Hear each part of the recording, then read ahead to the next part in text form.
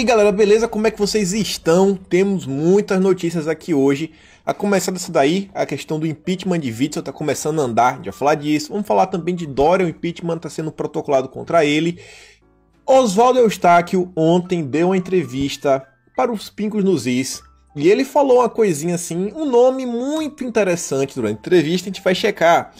E tem algumas coisas aí ligando também, algumas investigações que podem começar a andar, que eu acho que talvez o pessoal da Lava Jato não goste. A gente também vai falar de Sérgio Moro, algumas coisas que ele comentou, não dá pra falar dele, ele se tornou um político, é uma figura assim, política, você tá vendo, ele tá todos os dias.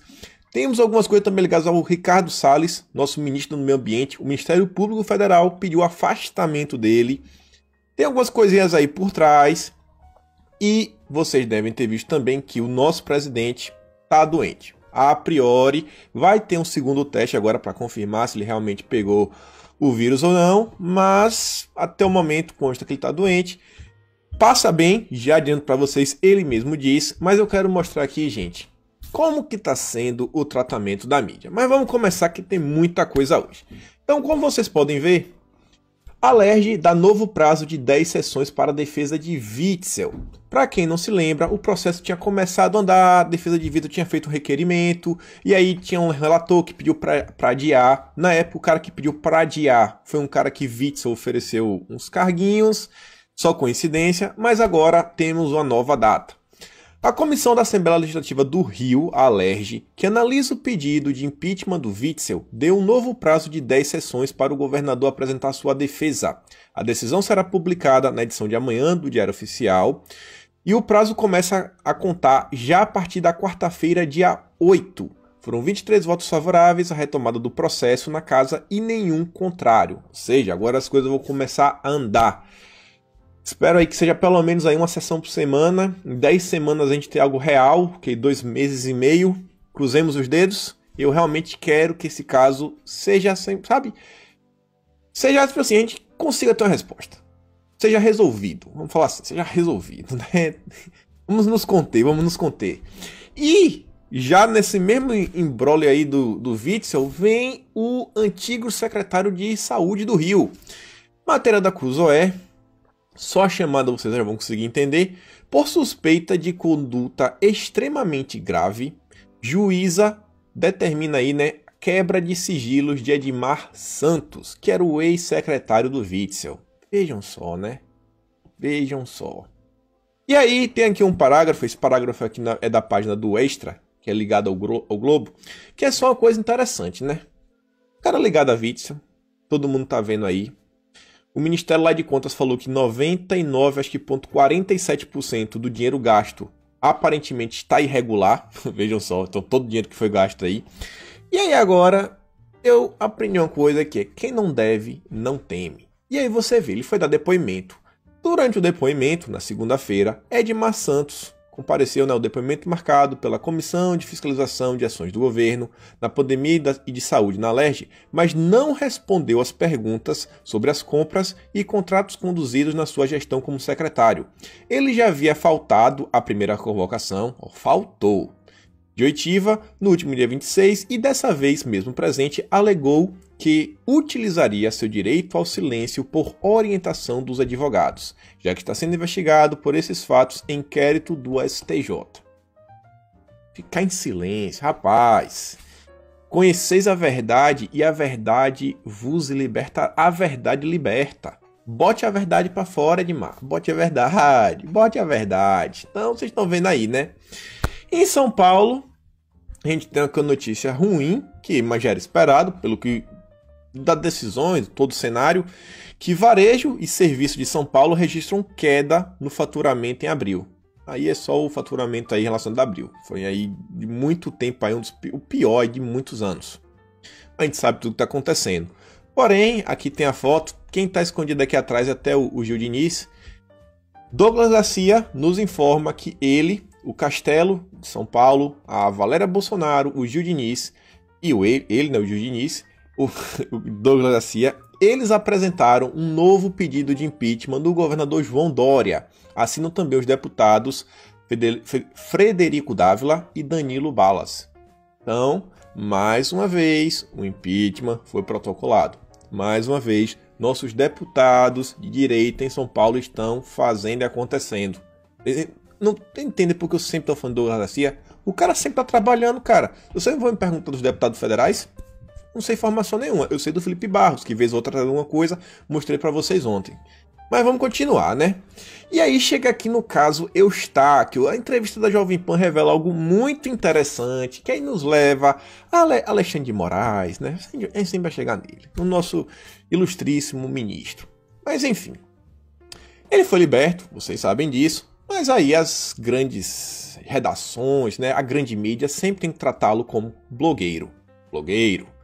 Não tem um respeito por um cara que é jornalista de profissão, tem registro e tudo mais. Há anos, está com registro ativo de jornalista, mas eles insistem em chamar de blogueiro. Mas beleza. Sobre o Eustáquio, você vê que alguns setores da mídia, pelo menos, começam a abrir os olhos. Um deles aí é o Rodrigo Constantino, que é membro aí do Gazeta do Povo, é membro da Jovem Pan. E aí na Renova Mídia ele faz um destaque algumas falas do Rodrigo Constantino lá no programa da Jovem Pan do Jornal da Manhã. Eustáquio foi preso por crime de opinião, diz Constantino. O comentarista Rodrigo Constantino criticou nesta segunda-feira a prisão do jornalista Oswaldo Eustáquio por determinação do ministro do Supremo Tribunal Federal, Alexandre de Moraes. Durante participação do programa Jornal da Manhã, na Rádio Jovem Pan, Constantino declarou, abre aspas, um absurdo. Trata-se de um jornalista. O crime dele sequer é claro. O que ele é acusado de ter feito? Crime de opinião. Isso é um estado policialesco. E acrescenta. Quando o Intercept, lá do Glenn, teve a questão dos hackeadores que divulgaram informações do ex-ministro Sérgio Moro do governo, do presidente da República, não houve nada parecido e a turma corporativa se manifestou para protegê-lo por ele ser um jornalista. O Glenn, né? O Verdivaldo todo mundo conhece. Lembra? Não pode, temos que proteger, é o sigilo de fonte, é isso, é aquilo outro. Todo mundo saiu em defesa do Glenn, inclusive até o próprio STF, né? Mas agora, como Oswaldo é da direita, aí você já sabe. E Constantino completa falando, esse Eustáquio é também um jornalista, e o que preocupa é o silêncio da categoria. Fica muito perigoso o ambiente em um país onde jornalistas são presos por crime de opinião. E aí, vejam só, né? Antes da gente chegar no vídeo dele da Jovem Pan, para mostrar umas coisinhas, a gente partir para outra linha. A gente vai chegar na Lava Jato e uns vínculos interessantes. Brasil Sem Medo. Ele noticia aqui, sobre a grande mídia, que há 5 anos atrás, a grande mídia protestava contra a lei de controle da internet. E hoje está apoiando, né? O que mudou? Eles perguntam. Abre aspas. Absolutamente assustador. Um golpe da democracia. É inacreditável. Foi com essas palavras de espanto e horror que Maria Beltrão, apresentadora do Estúdio 1, programa vespertino da Globo News, se referiu em 2015 ao projeto de lei 1589, o avô da PL das fake news. Elaborado pela deputada Soraya Santos, do MDB, o projeto de 2015, apoiado pelo então presidente da Câmara, Eduardo Cunha, falava em punir severamente com pena de até 6 anos quem se utilizava de perfis fakes, fizesse críticas mais duras a políticos e espalhasse ódio nas redes sociais. Veja se não é a mesma coisa que eles dizem hoje. E ele fala, sim, essas palavrinhas mágicas, fake e ódio, já circulavam nas rodas de conversa dos iluminados. Na ocasião, o colunista da Folha de São Paulo, Ronaldo Lemos, convidado do Estúdio 1, para comentar os meandros daquele projeto editorial, ironizou. O que dá a entender é que os políticos têm um medo danado da internet. Vejam só, colunista da Folha de São Paulo, na época falando que os políticos estão com medo do povo na internet. Mas agora eles mudam o discurso por completo, né? A mídia sempre se reinventando, né? Sempre se reinventando. E aí, algo que eu acho válido de nós comentarmos é Felipe Neto, que vem nos falar que ele obteve uma grande vitória. A Hotmart, maior plataforma de venda de cursos e assinaturas, anunciou a suspensão dos serviços de cunho político e ideológico. Brasil Paralelo, Brasil Sem Medo e outras redes obscurantistas terão seus contratos encerrados no fim do mês. Então vejam o que eles estão fazendo. Eles estão tirando toda a forma de sustento dos jornalistas, sabe? De pessoas que produzem conteúdo digital, produtores de vídeo, documentários, tipo pessoal do Brasil Paralelo, toda a forma deles tirarem o seu ganha-pão. E muita gente vinha falando, não, deixa o Felipe Neto de lado, deixa o Felipe Neto de lado. Olha a influência que Felipe Neto vem tendo hoje em dia, sabe? A gente tem que começar a olhar, né, e ver realmente o que está acontecendo. Eles estão, sabe, numa cruzada incessante para tirar toda a forma de sustento da direita. Eles querem tornar basicamente quase impossível. Então vocês estão vendo essa plataforma de curso que muitas pessoas usam. Agora, né, eles não vão poder mais ganhar dinheiro dessa forma. Vão ter que pensar de uma nova forma para conseguir novos inscritos. Mas beleza. E aí, então, que chegamos aí na entrevista do Oswaldo Eustáquio. Quem até me viu ela foi meu amigo, o Igor. Coloquei aqui que ele botou lá no Twitter dele. E o Oswaldo disse que ele não teve voz de prisão. Ele teve uma voz de assalto. Mas eu quero que vocês prestem atenção quando ele fala no Igor, que o próprio Igor já fala aqui, ó. Olha que engraçado. O Oswaldo Eustáquio, ele fala do Igor, e quem trouxe esse vídeo foi o Igor, mas são Igors diferentes. Esse aqui é o Igor G. Barbosa, e o Oswaldo Eustáquio está falando do Igor Romário de Paula, um amiguinho de Alexandre de Moraes, né? Vamos aqui ver o que o Eustáquio falou. A política partidária teve carcereiro, vou falar para vocês aqui. Eu sou jornalista e eu posso falar. Teve carcereiro que falou assim, a PF aqui quem comanda ainda é o PSDB. É muito difícil tirar isso. Eles me falaram isso na carceragem. Eu não vou falar em qual cidade para não comprometer. Mas deixa eu fazer um resumo bem rápido disso. Eu não tive voz de prisão. Eu tive voz de assalto. O delegado Marcos, lá do Mato Grosso do Sul, chegou com uma arma em punho, não apontado, uma arma em punho, vou ser honesto, e falou assim, me dá o celular, me dá o celular, me dá o celular, me dá o celular. Eu falei, o que é, um assalto? Ele pegou e tomou o celular de mim. E falou, Igor, o chefe dele lá do Brasília, sei lá, peguei o celular dele, tá com 28%, dá pra escanear e a gente pegar todos os dados. Eles foram tomar meu celular. Eu falei, se eu quero ligar pro meu advogado, não vai ligar pro advogado, só na delegacia. Como na delegacia, busca e apreensão, eu tenho direito de ligar pro advogado. E depois eles me informaram que era um mandado de prisão. Eu quero perguntar para vocês já uma coisa. Isso para vocês parece um procedimento normal? Vocês acham que essa deveria ser a forma que a polícia deveria agir? Vocês estão de acordo com essa forma?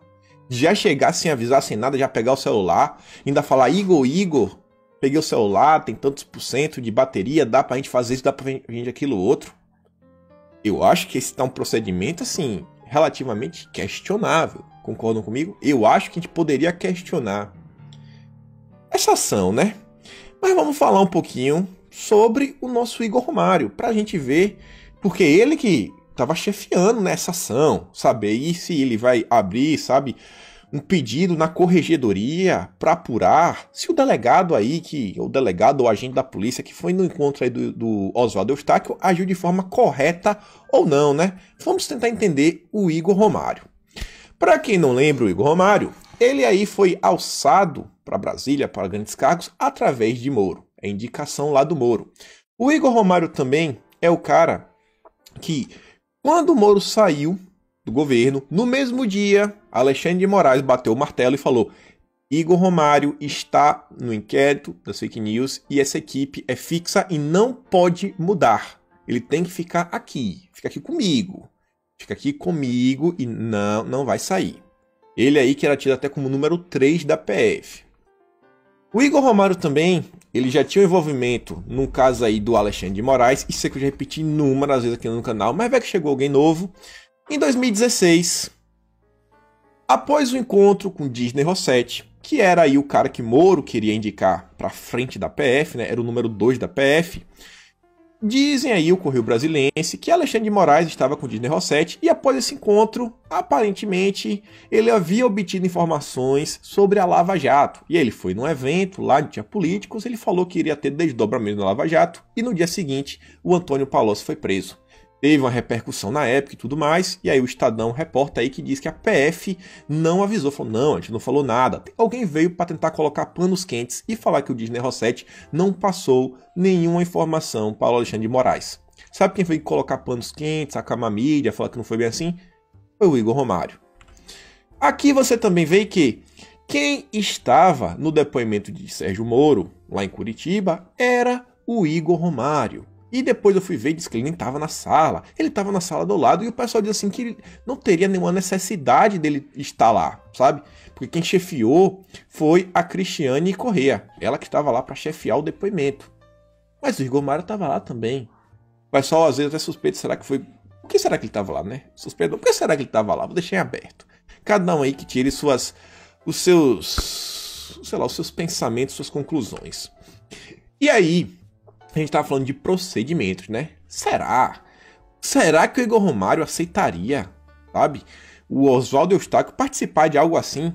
E vejam só, o Marcelo Euler, jornalista, blogueiro, não sei, ele tem um site na internet que ele traz informações e ele tem uma matéria intitulada Crimes da Lava Jato, acusações a quem investiga Bolsonaro, dia 6 de maio. E ele vem, né? Além do seu envolvimento na instalação de escuta ambiental ilegal em uma cela da Superintendência Regional do Departamento de Polícia Federal do Paraná, fato conhecido desde 2015, a ação narra sua tentativa de abafar a distribuição e o uso de aparelhos celulares grampeados por doleiros presos na Operação Lava Jato. Com eles, os policiais federais tinham o intuito de gerar provas ou revelar o caminho de novas provas. Consta no processo. Sabe de quem que o Marcelo Euler está se referindo nesse parágrafo? Ao nosso ilustríssimo Igor Romário. Ele está acusando aí, né, que o Igor Romário participou de uma instalação ilegal, um grampo ilegal. Vejam só, além de, uso de aparelhos celulares grampeados, distribuição e uso, né? Grampeados por doleiros presos. Olha só. Aí você continua. Alguns destes procedimentos foram instaurados por iniciativa direta de Romário de Paula, que é o Igor Romário. Ele e os demais delegados da Força Tarefa da Lava Jato são apontados ainda como autores da denunciação caluniosa contra os chamados, vejam só, dissidentes da PF. O que são esses dissidentes da PF? Trata-se do delegado federal Paulo Renato Herrera, do ex-agente da Polícia Federal Rodrigo Gnazzo e dos advogados Marden Maues e Augusto de Arruda Botelho Neto. Não citados nominalmente na inicial do processo, foram acusados, sem que jamais o provassem, de preparar um dossiê contra a operação. Vejam só, algumas pessoas estavam tentando falar algumas coisas contra a Lava Jato. E o Igor Romário foi, direto nelas. Fez uma denunciação caluniosa. Eles estão tentando nos caluniar. Por conta disso, tal como ocorreu com Fenton, foram expostos na mídia e tiveram suas vidas reviradas pelas investigações até serem totalmente inocentados 34 meses depois. A seus acusados, porém, nada aconteceu. Então veja só, o Igor Romário fez o denúncio, o pessoal teve a vida revirada, levou 34 meses para serem declarados inocentes, mas a quem acusou não aconteceu nada. Você ainda vê que na matéria diz, segundo ainda os advogados, o delegado Romário de Paula, o Igor Romário, na época delegado regional de combate ao crime organizado da Superintendência do Paraná, e sua esposa, a delegada Daniele Rodrigues, então chefe do Núcleo de Inteligência Policial da mesma idade, abre aspas, forjaram um inquérito policial, olha, essa palavra é pesada. Marcelo Euler aí fez uma afirmação pesada. Forjaram um inquérito policial e o conduziram pessoalmente mediante interesses escusos na expectativa de abafarem o caso da distribuição de celulares aos presos. Celulares aí que estariam grampeados. Vejam só, né? E aí eu pergunto, Igor Romário, você vai abrir aí um processo na corregedoria para investigar o que o Oswaldo Eustáquio disse? Porque não me parece, sabe, uma forma correta, um procedimento correto da Polícia Federal. Tá muito estranho isso daí. O cara chegar assim armado, pegar o celular de qualquer jeito, não deixar o cara ter acesso, nem ligar para o advogado. Cara. E aí, ó, sobre a mulher dele também, ó. Delegada casada com Igor Romário sai impune de caso sobre grampo ilegal na Lava Jato. Daniele foi quem mandou um agente federal instalar uma escuta clandestina na escadaria da PF para pegar delegados que supostamente juntavam provas para um dossiê contra a Lava Jato. Veja só, gente, esse pessoal estava preocupado mesmo, né, que alguém falasse contra a Lava Jato. O que será que esse pessoal queria? Rapaz, deixa o pessoal falar. Se o pessoal realmente tem um dossiê, sabe, dossiê com provas reais, que alguém da Lava Jato está fazendo coisa errada, pra que grampear? Pra que ir atrás dessa gente? Pra que perseguir? Deixa o pessoal trabalhar, rapaz.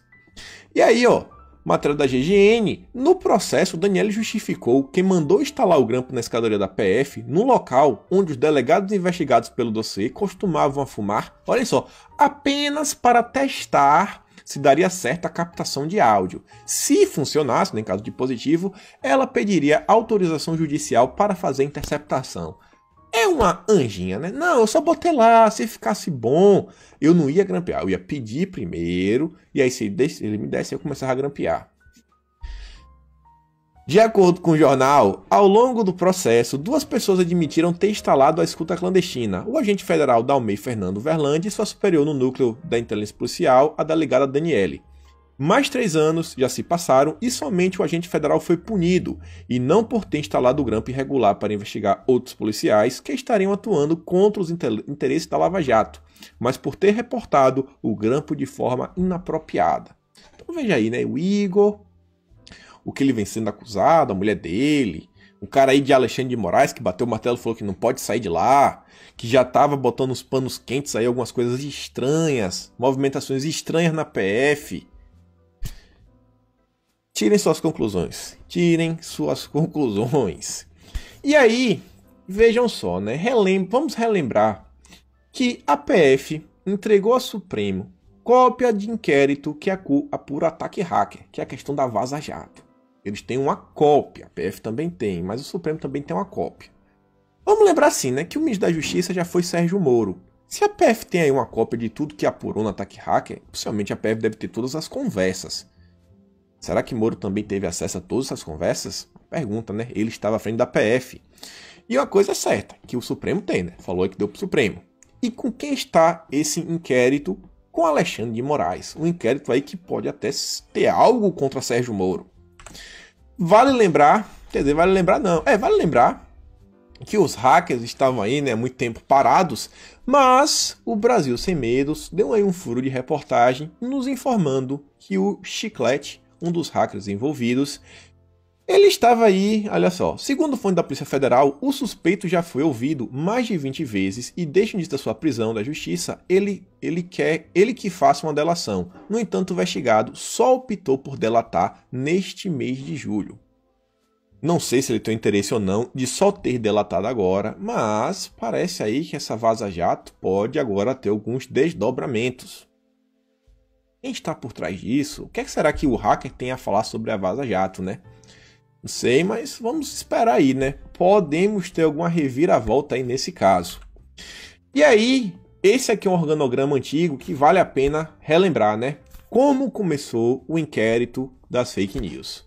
Até então, um rapaz aí que já foi conhecido como guru da MBL, Luciano Ayan, em várias matérias que ele já deu para o Diário do Centro do Mundo, ele também, em post do Twitter, ele afirmava estar criando dossiês sobre o pessoal da direita. Ele afirmou que em algum momento, ele já auxiliou Alexandre Frota. Ele também falou que ele suspeita que seus trabalhos estivessem indo para a Joyce Hasselman.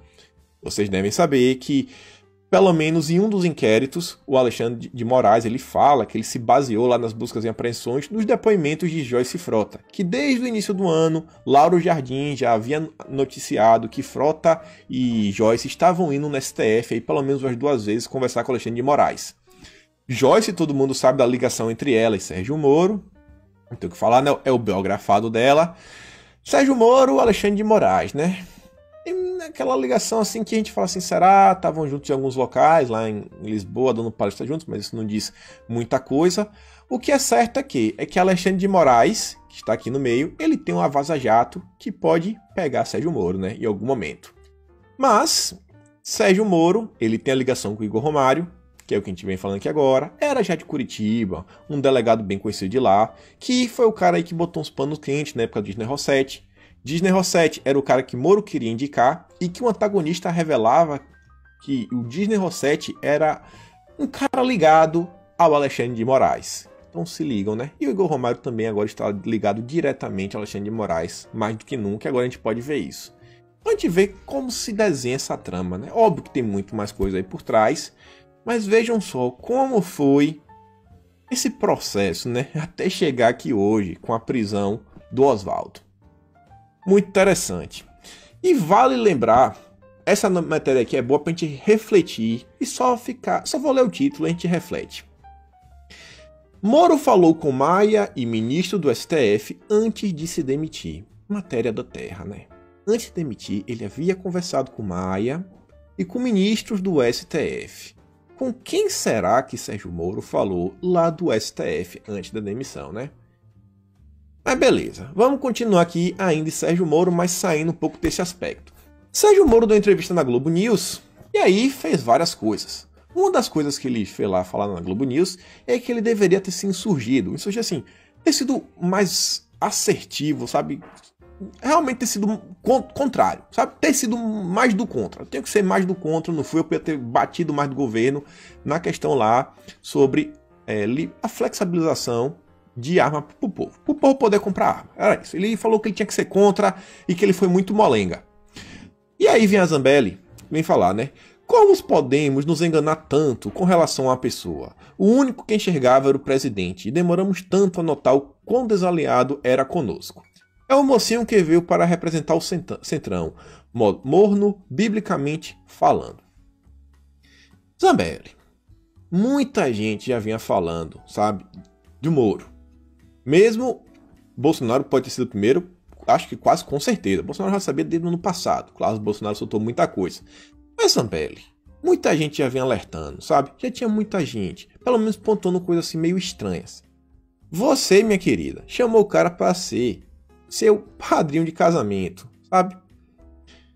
Aguento faixa aí, aguento faixa. Só que nessa matéria tem algo muito interessante, que eu vou mostrar alguns desdobramentos, mas que vocês já estão cansados de saber, porque todo dia agora a gente fala disso, que é a Lava Jato tentando descredibilizar Augusto Aras e a presidência da República. Com o quê? Falando que a Lava Jato está sendo atacada e falando que o presidente não está, sabe, agindo para combater a corrupção. E aí, ó, abre aspas. Como ministro, ainda que você tenha reservas de determinados temas, você não pode se opor publicamente a tudo. E meu foco era principalmente avançar na política anticorrupção. E nesses últimos meses, preservar a autonomia da PF. Então vejam só, não, porque quando eu estava lá, eu estava na política da anticorrupção. E temos aqui, ó, preservar a autonomia da PF. Ele realimentando a narrativa da PF, né? Que Bolsonaro estava interferindo na PF. Que até agora a gente não tem nenhuma prova de nada. Pelo contrário, a gente tem deputados ou delegados da PF afirmando que não existiu nenhuma ação, sabe, de interferência de Bolsonaro na PF. E aí, vejam só, né? Na entrevista de Moro. Talvez eu pudesse ter sido me surgido mais. E aí vem, ó. Em entrevista à Globo News, o ex-ministro da Justiça falou sobre a discordância com o presidente sobre o decreto que facilita a posse de armas. 6 de julho de 2020.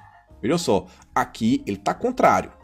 Mas em 2018, olhem só, em 2018, Sérgio Moro desfavorável à flexibilização de porte de armas. Mas, rapaz, Sérgio Moro, por que você mudou da água pro vinho, Sérgio Moro? É a narrativa? É o projeto político? Deve ser o projeto político, né? Só pode. Pra ficar realmente tão contra o presidente. E aí, vejam só, né? O cara que agora ele mudou de opinião e ele agora se diz contra a flexibilização, sabe? De armas pro povo. Ele possui 18 seguranças armados, segundo aí a Zambelli. Vejam só, né? Mas Sérgio Moro, 18 Sérgio Moro. 18? Mas o povo não pode nada, né? O povo não pode nada, só quem pode é você. Beleza, cara, beleza. E aí, ó, vejam só. Ele foi lá no Twitter. É o que eu digo pra vocês. É a questão da pauta anticorrupção. Ele se coloca como uma pessoa que combate a corrupção e o governo alguém que não quer saber de combater a corrupção. O Peru, onde a Lava Jato teve grande repercussão, é um dos países que mais tem avançado na agenda anticorrupção, com os esforços do presidente da República. Vejam só, né? O Peru tem avançado na agenda com os do presidente. Já dando uma alfinetada, né? Falando aqui, ó. O Brasil não tá porque o presidente daqui não tá se esforçando. O Bolsonaro não está se esforçando. E aí nessa matéria, olha que interessante, né? O Duran, o Moro não quer dar uma alfinetadinha? O Duran agora veio para alfinetar Sérgio Moro. E diz, ó, deveria se informar melhor. No Peru, país que também colaborei, procurador está denunciado por favorecer a Odebrecht mediante acordo.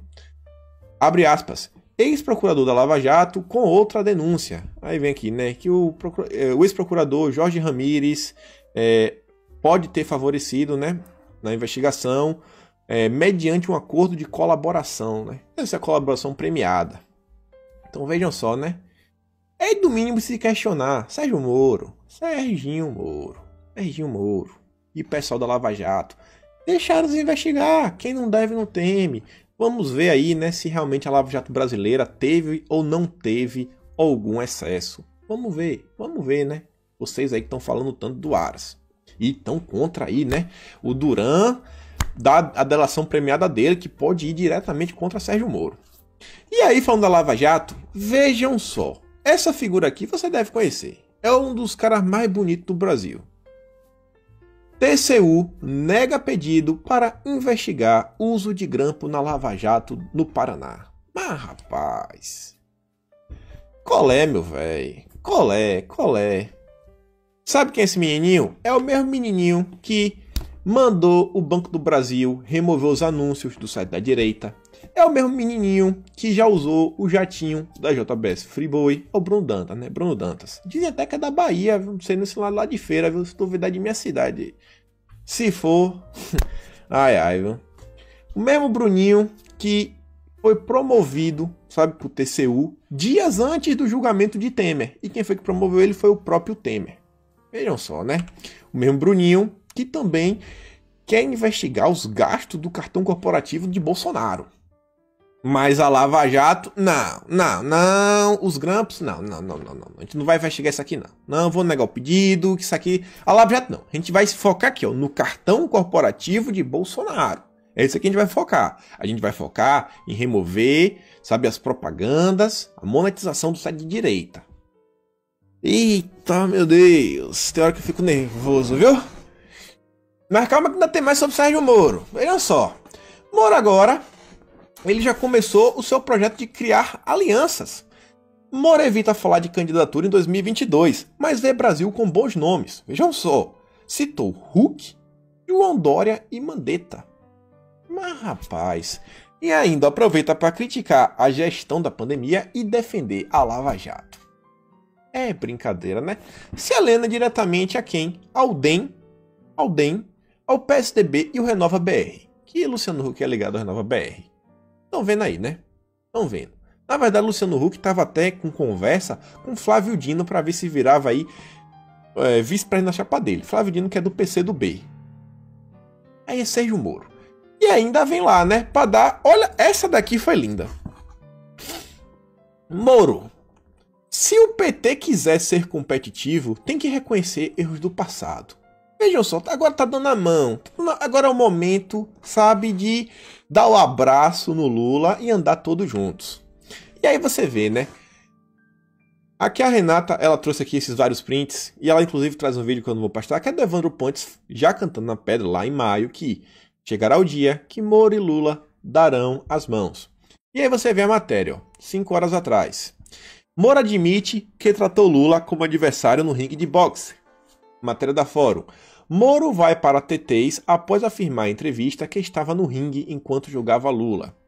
O Cristiano Zanini, que é o advogado de Lula, ao falar sobre ringue, o ex-juiz Sérgio Moro admitiu expressamente a procedência de um dos diversos fundamentos que constam no habeas corpus da suspeição, nem mesmo a gestão da percepção feita pela Lava Jato para aplicar o lawfare conseguiu afastar essa realidade. Então vejam só, Sérgio Moro acaba de abrir um precedente para justificar o habeas corpus de Lula por suspeição. Porque ele fala, né, que ele estava tratando como um adversário no ringue de boxe.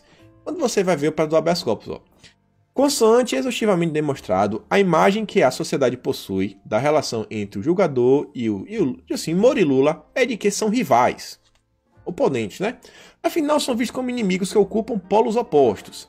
E aí, no final, vejam só, e deixa os juízes como lutadores e os colocam em um ringue. Aqui tá falando que a capa de 2 dos principais periódicos colocava lá Moro e Lula no ringue. E agora Moro vai falar isso. Vejam só, né? Moro falando, não, realmente, eu acho que eu cometi alguns excessos contra o Lula. Aí o Lula vai vir e falar, não, realmente eu cometi alguns excessos. Vamos dar as mãos, 1, 2, 3, quem errar o passo perde a vez. É uma brincadeira, né? O Brasil é uma brincadeira. A gente vamos ver a chapa 2022. Lula com Sérgio Moro de vice. Tá quase dando isso daí, viu? E aí, eu acho que aqui o Fábio ele falou uma coisa que eu achei bem interessante. Não sei qual o viés político dele, mas acho que vale a reflexão. O objetivo de Sérgio Moro era prejudicar o PT.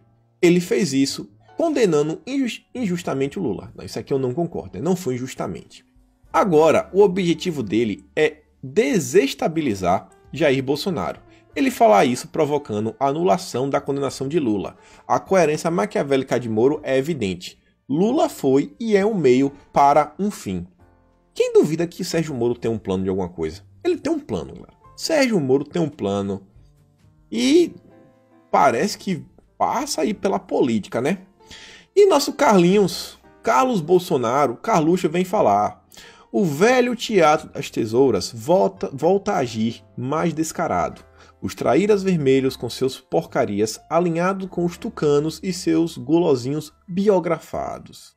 Só observar o movimento de rodízio das últimas décadas. A roupagem muda, contudo o rabo sempre fica de fora, né? Então vejam só, né? O teatro das tesouras mais uma vez. PSDB de um lado, PT do outro, né? Uma oposição entre Moro e Lula. E aí vem o Maia, que aí... Isso aqui tem um pouco a ver que tá ligado a Lula, né? Querendo ou não. Mas ele vem falar aí que não podemos nos esquecer de que o principal ato inicial, quando Hitler lá na Alemanha virou chanceler, foi acabar com os sindicatos. E Maia tá defendendo os sindicatos. Esse Maia tá demais, né? Tem mesmo que falar disso daí. E aí, vejam só. Vamos começar a falar de Bolsonaro pra gente falar aí. Ainda tem muita coisa, vamos correr. Acho que esse vídeo vai dar uns 50 minutos.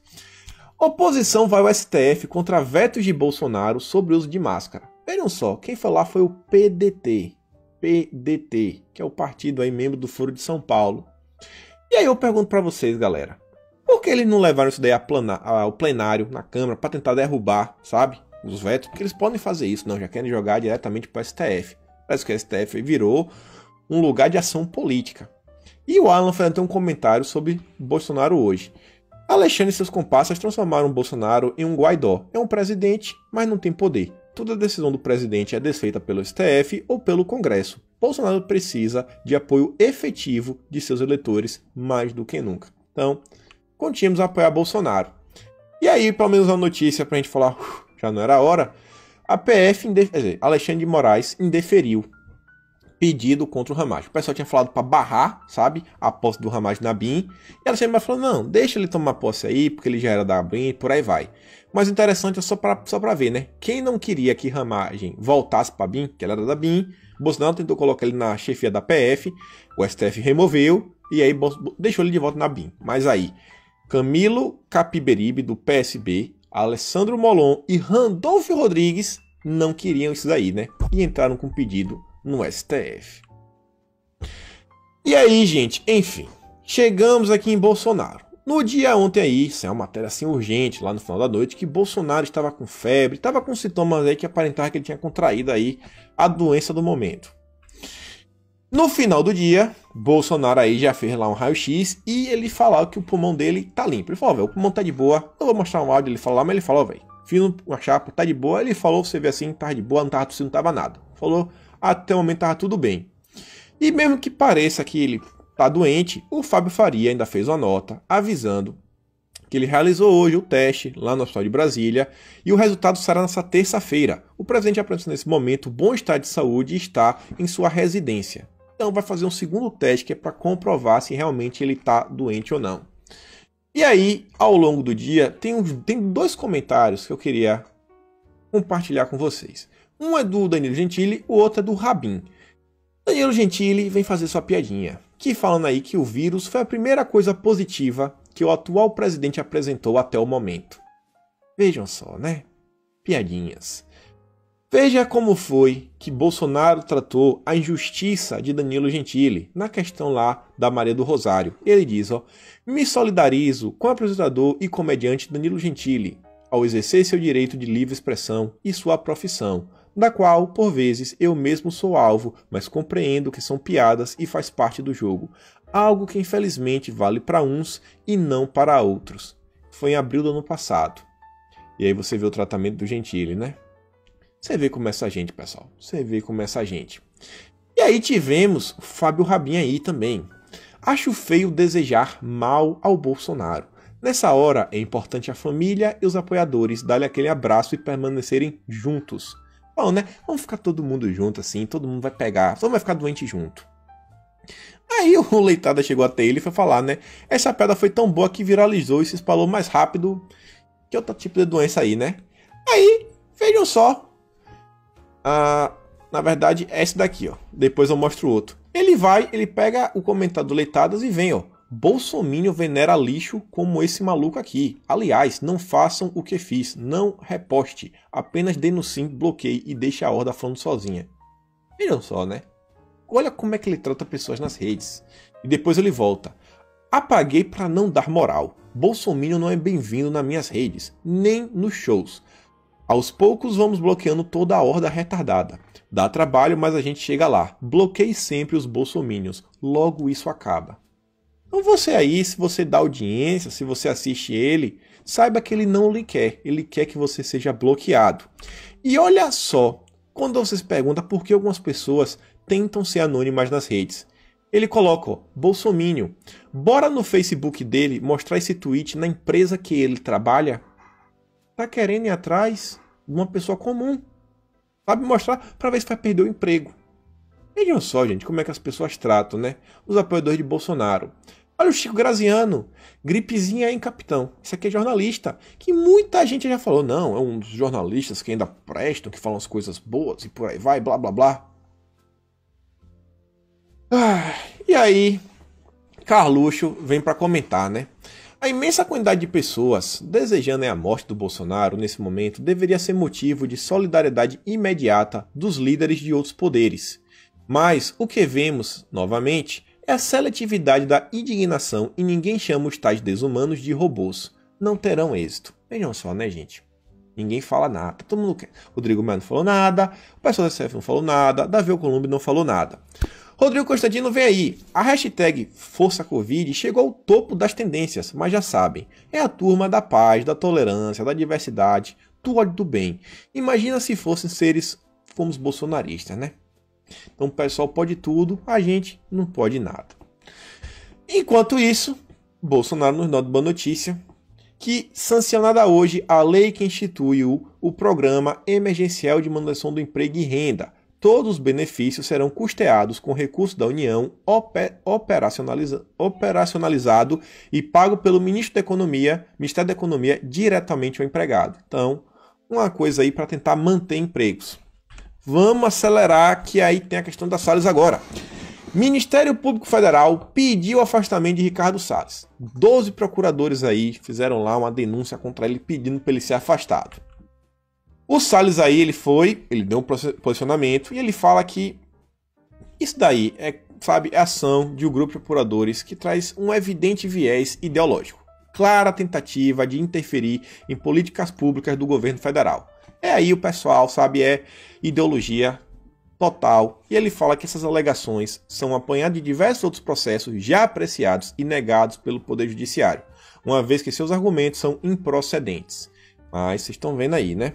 Vale lembrar que já mostrei para vocês ao longo dos dias, estão saindo várias matérias da grande mídia, CNN, Estado de Minas, tentando aí, né, criar aquela fritura do Ernesto e também do Ricardo Salles. Aqui, ó, até o Arthur Weintraub trouxe várias, 3 matérias aqui.